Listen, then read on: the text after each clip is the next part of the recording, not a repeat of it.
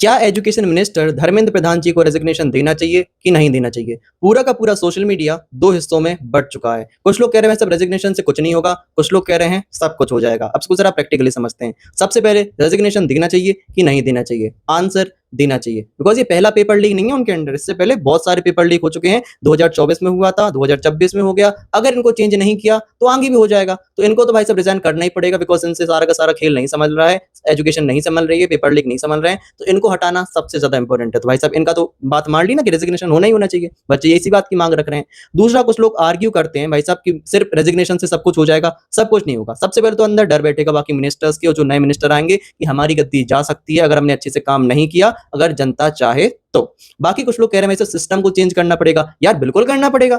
अगर सिस्टम ही गड़बड़ रहेगा, मैनेजमेंट गड़बड़ रहेगा, नीचे के लोग ही बिल्कुल उटपटांग टाइप की हरकतें करेंगे, उन्हें सज़ा नहीं मिलेगी, तो किस तरीके से भाई साहब एजुकेशन आप बदल लोगे? नहीं बदल पाओगे ना। तो जैसे ऊपर वाले आदमी को आप बदल रहे हो, टॉप मिनिस्टर को बदल रहे हो, वैसे नीचे वाले लोगों को भी अकाउंटेबल ठहराना ज़रूरी है। जो लोग एनटीए के अंदर हैं, उनको अकाउंटेबल ठहराना ज़रूरी है। जिन्होंने गलती करी है, उनको सज़ा देना और भी ज़्यादा ज़रूरी है कि ऐसी भाई साहब सज़ा जिनमें कड़ी से कड़ी सज़ा हो कि भाई साहब ये दूसरा वाला आदमी काम जाए गलती दोबारा करने से, ठीक है? बाकी जो लोग उस पेपर का यूज़ कर रहे हैं, जो स्टूडेंट्स खरीद रहे हैं, उनको सज़ा होनी चाहिए। कैसे खरीद रहे हो भाई तुम? इल्लीगल काम कैसे कर रहे हो? तो इनको सज़ा। कोई अगर खरीदने की भी सोचे, तो भाई साहब उसके मन में डर बैठे। तो सबसे पहले तो पनिशमेंट और लॉ को इतना ज़्यादा मजबूत कर लो कि भाई साहब आदमी काँप उठे गलत काम करने से, ठीक है? सिस्टम यहाँ चेंज हो। बाकी एक बहुत इंपॉर्टेंट पॉइंट है, हम कहना चाहेंगे सारे के सारे प्रोटेस्टर्स से, सारे के सारे स्टूडेंट से, जैसे आप सभी माँग रख रहे हो ना कि भाई साहब रेजिग्नेशन होना चाहिए, वैसे एक छोटी-सी माँग और रख लो कि जो मिनिस्टर वहाँ पर आएगा दोबारा एजुकेशन मिनिस्टर, एटलीस्ट भाई साहब उनके पास एजुकेशन का कोई एक्सपीरियंस होना चाहिए। 10 साल, 5 साल कभी ना कभी भाई साहब उन्होंने एजुकेशन में काम किया होना चाहिए।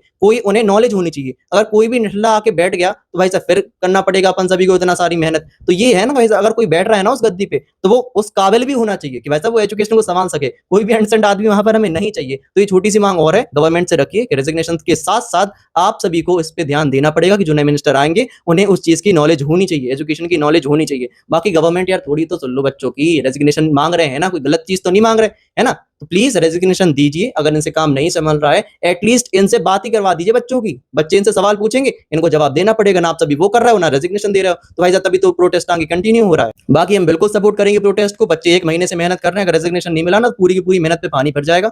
तो रेजिग्नेशन तो होना ही चाहिए, साथ में सिस्टम को भी चेंज होना चाहिए और हर एक पर्सनल इंसान को भी चेंज होना चाहिए कि आप कभी भी शॉर्टकट ना ढूँढो क्योंकि खरीदने वाले भी इंडियंस हैं, बाहर के लोग हैं। जैसे बेचने वाले अंदर के सिस्टम के लोग हैं ना, वैसे खरीदने वाले बाहर के लोग हैं। राधे-राधे।